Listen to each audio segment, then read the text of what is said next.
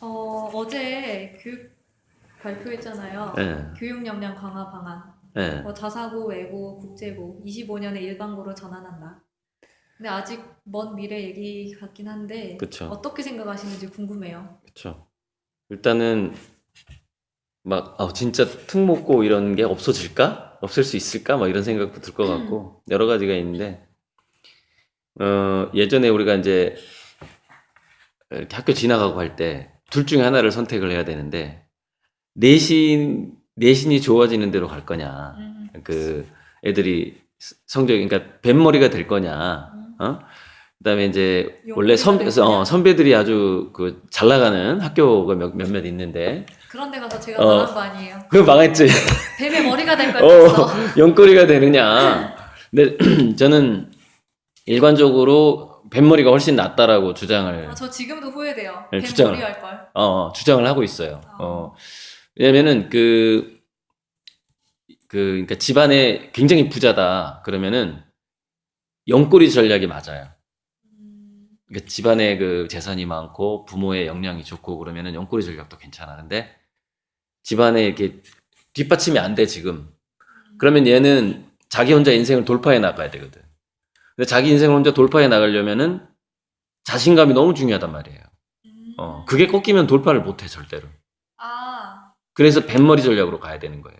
집안이 음, 형편이 그렇게 넉넉지 않거나 일반적인, 부모 찬스를 줄 수 어, 없다 내가. 부모가 이게 이끌어 줄 수 없다. 부모가 뭐 회사 사장이 아니다. 이러면은 음, 뱃머리 전략으로 가야 되는 것이고, 그러니까 그럴 때는 차라리 내신을 챙기는 게 낫고. 아무튼 그런 전략인데 이번 그 일반고 교육 역량 강화는 제가 예전에 안철수 문재인 대통령 후보 때 음. 10페이지짜리 교육 문화 공약집을 만들었어요. 머리를 짜내가지고 여기저기 조언을 구해가지고 그거랑 또 역시 흡사한데 그러니까 제가 로봇산업진흥원 자문위원 때 한국의 인공지능 로봇 정책이 어떻게 갈 것이냐에 대한 보고 여섯 장짜리 보고서 내용이 얼마 전에 문재인 대통령이 발표하더라고. 아, 그래요? 어. 근데 이번 이 교육 역량 강화도 그 제가 작성했던 그거 다 전달했어요. 양쪽 캠프에 다 전달했거든. 아, 그거랑 거의 흡사한데 뭐가 차이점이 있냐면은 일반고 교육 역량 강화는 거의 똑같고 저는 뭐냐면 자사고나 특목고를 폐지하지 말자 그랬어요. 음, 폐지하지 말고 지금 대략 교육비가 3배 정도 차이가 난다고 하는데 그 학부모들이 학교에 엄청 돈을 쓰거든.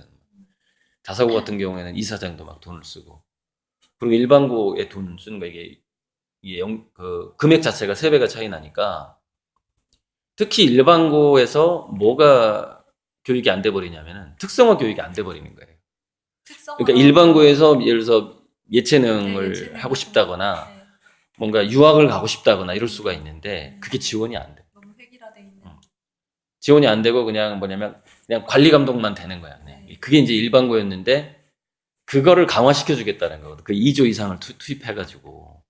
그거는 제가 계속 지속적으로 주장했는데 무슨 얘기냐면은 일반고의 역량을 강화하면 특목고 갈 애들이 가는 게 어떨까라는 생각이 들 정도로 강화시켜 버려야 된다. 그렇죠.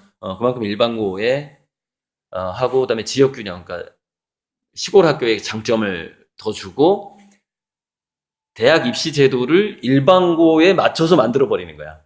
음, 그래서 저는 특목고하고 자사고가 저절로 무장해제, 저절로 사라지게 한 게 좋은 것이다. 이렇게 주장을 한 거예요. 근데 지금처럼 특목고 자사고 없애겠다. 그러니까 바로 반대 성명하고 난리 나잖아요. 그렇죠. 학부모들이랑. 네. 그 바보 같은 짓이야. 왜? 표를 깎아먹잖아. 아, 저절로 무장해제가 되도록 하겠다. 뭐 이렇게 차라리 그게 낫지. 그만하죠. 이제 4분 30초 됐는데. 재밌는데. 또 뭐 질문 또 있어요? 전화가 오는데 아무튼 이따 받을까? 음. 자사고가 정확히 어떤 학교인지. 자유룡사립고 네, 그러니까 네, 국립이 아닌 사립학교를 자사고라고 하는 건가요? 아니면 자사고. 그러니까 여기 상산고 같은 경우에 가까운 그 수학의 정석 네, 저자가 네. 이제 돈을 많이 벌어서 이제 그 양반이 뭐 인터뷰가 정확히 생각이 안 나는데 그러니까 개인이 설립한 학교를 자사고라고 하는 거예요? 그렇죠. 사립고니까. 자율형 사립고 그 이사- 이름에가 다 있는 거고 거기 예산이라든가 이제 교육부의 지원은 그대로 받는데 추가 예산이 있죠. 자기 이사장이 추가 예산을 그러니까 어떤 재단에서 설립한 그런 재단이라고 봐야죠. 그럼 재단이라고 남성 이런 재단 그런 것도 자사고에 속하는 거예요?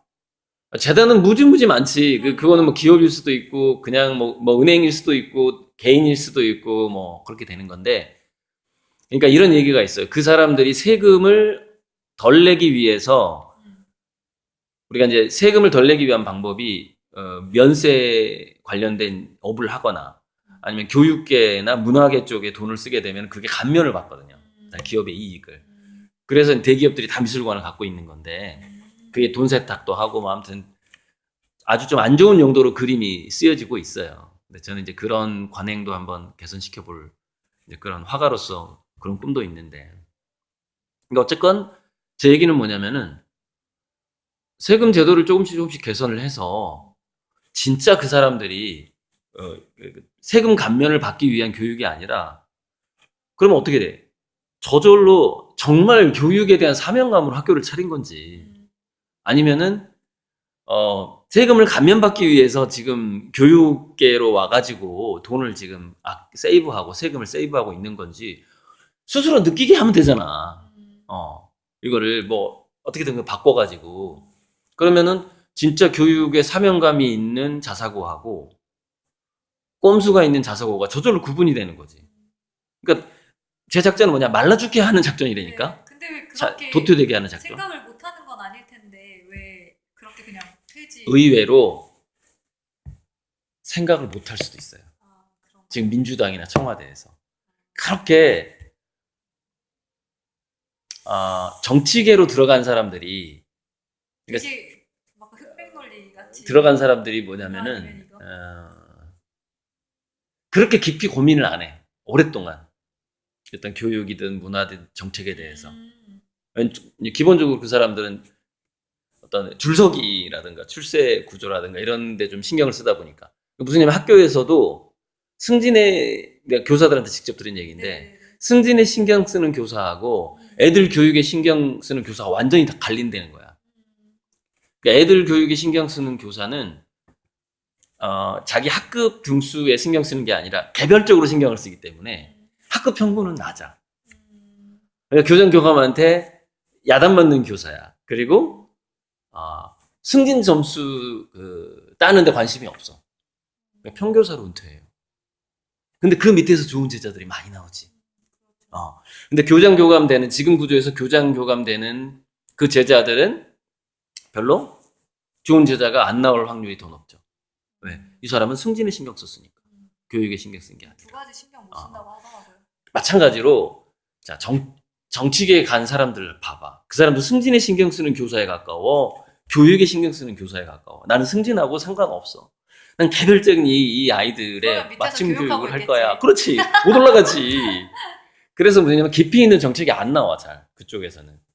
차라리 나처럼 그림 그리는 예술가가 더 깊이 있는 정책을 생각할 수가 있는 거죠. 오히려.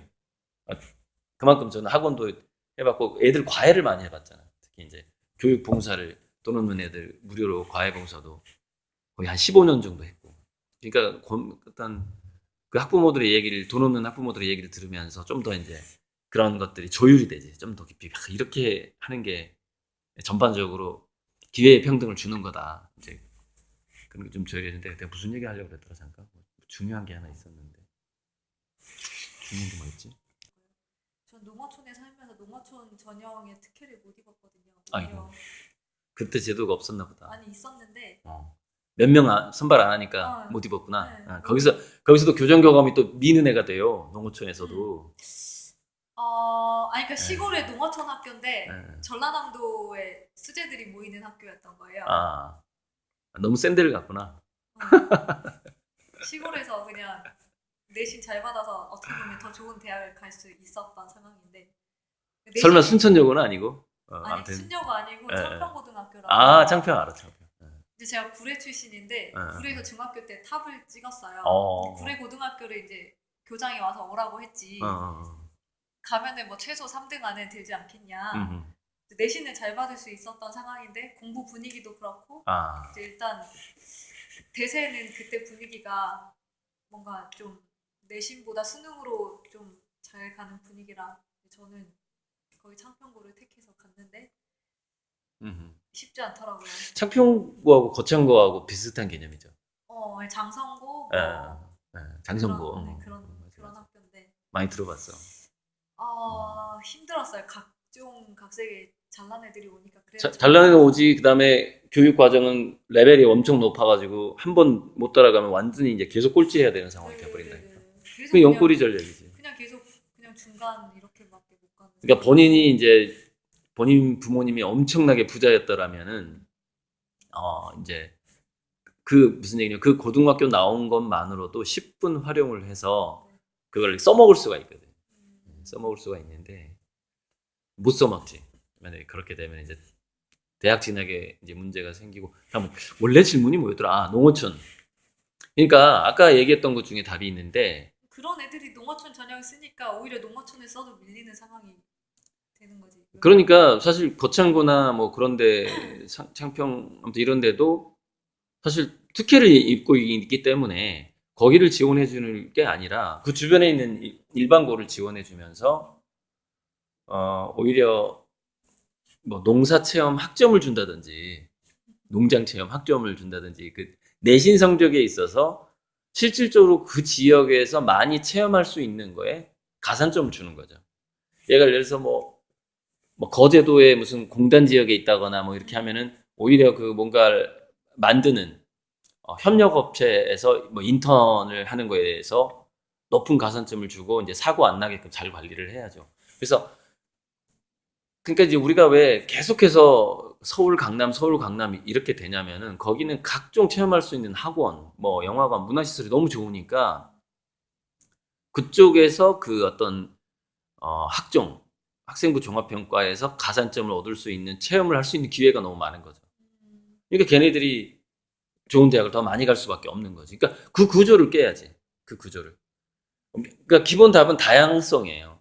지역에 맞는 다양한 평가 방식을 도입하는 건데, 그래서 이런 얘기도 있었어요. 예전에 그 안철수 공약에서 나왔던 것 같은데, 제 공약집에도 제가 따라 했어요. 그러니까 제가 그 이전의 교육 공약을 다 점검했지. 그 이전. 그게 뭐냐면은, 지역, 교육청, 교육지원청을 특색 있게 독립시키자라는 그 안이 있었어. 뭐 그러니까 예를 들어서 전남에서도 장흥하고 장성하고 교육지원청이 있는데 그 교육지원청에 나름대로 자율권을 주자. 평가를 할 수 있도록. 그러면 그 농촌 지역은 농촌 지역에 맞게 거기서 내신 성적이 나오거나 학급 성적이 나오는 방식이 달라져 버리는 거죠. 근데 이제 그렇게 되면은 이제 우리나라가 가장 약한 게 뭐라고요? 신뢰 자본. 지역 유지들 자식들만 잘 되는 거 아니냐. 또 이렇게 되는 거야. 신뢰가 약하니까. 그러니까 그 어떤 사람이 같아요. 솔직히 유착될 것 같아요. 당연히 유착되지. 그것 때문에 중앙통제로 가는 거거든. 중앙통제로 가는 건데. 그래서 이제 그 예전에 외국의 학자가 얘기한 게 있어요. 우리나라가 신뢰 자본만 획득이 되면 GDP가 15%에서 25%가 올라간대. 생산성이나 뭐 국가의 역량이. 다 불신하기 때문에 역량을 키우지 못하는 거예요, 다들. 불신하니까. 그러니까 이번에 교육 역량 강화 발표도 조국 그 케이스하고 지금 약간 연동돼 있는데 부모 찬스에 대한 불신, 어떤 상대적 박탈감, 이걸 지금 사실 위로해주는 건데 너무 오버해버린 거야. 무슨 얘기는 자사고 외고 없애겠다, 이거는 좀 안 했으면 참 좋았겠다. 총선도 있는데 그래도 이 중간표라는 게 있는 건데 뭐 이런 생각이 좀 들어요. 그것까지 나가지 말지. 일반고를 무지마지 엄청나게 지원을 해주겠다 그랬으면은 차라리 기존 좀 더 말이 그 진보 표, 민주당 표라도 더 살리고 중간표를 더 갈 수 있고. 지금 총선 국면인데 물론 제가 이제 그래도 또 민주당 편인 학부모들이 자한당이 잘 되는 걸 바라지 않기 때문에 제가 민주당 표가 하는 얘기인데 옮겨가는 거 아니야? 교육 정책 때문에. 그 표가 좀 왔다 갔다 할 수가 있죠. 그리고 또 다시 뭐냐면은 학군제.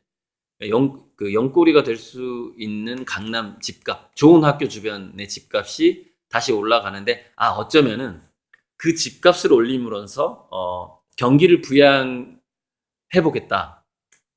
그러니까 그 부동산 경기를 좀 더 유지시키겠다라는 꼼수일 수도 있어요. 이번 발표가. 다시 학군이 좋은 데가 집값이 더 올라갈 확률이 있기 때문에. 그렇기 때문에 오히려 또 강남 사람들은 좋아할 수도 있겠다. 왜냐면 이게 완전히 일반화가 되면은 그쪽 사람들은 사실 집값이 더 올라가요.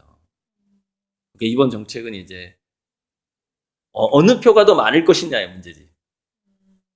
이렇게 하면 이 사람이 더 이렇게 좋은 학군 사람들이 사실 보수표가 많거든. 아마 표 계산에서 그쪽이 더 우세하다고 생각하지 않았을까 하는 생각도 드네. 그 부동산을 값을 끌어올림으로써 그 사람들에게 좀 더 뭔가 달콤한 미소를 짓게 하는 그런 발표가 아니었을까. 그래서 아마 자사고 다 없애겠다고 했을 수도 있어요. 그게 있으면은 그 지역으로 저희 사람들 분산이 돼요. 그래서 좋은 학군 집값이 좀 떨어지거든요. 그런 식으로 곳곳에 특목고나 이런 자사고가 생기게 되면은, 물론 세화고 같은 경우에는 뭐 자사고인데도 아무튼 제가 세화고 출신이라서 해보는 얘기인데. 그럼 어떻게 저 가야겠어요. 갑시다. 첫 시간 때문에.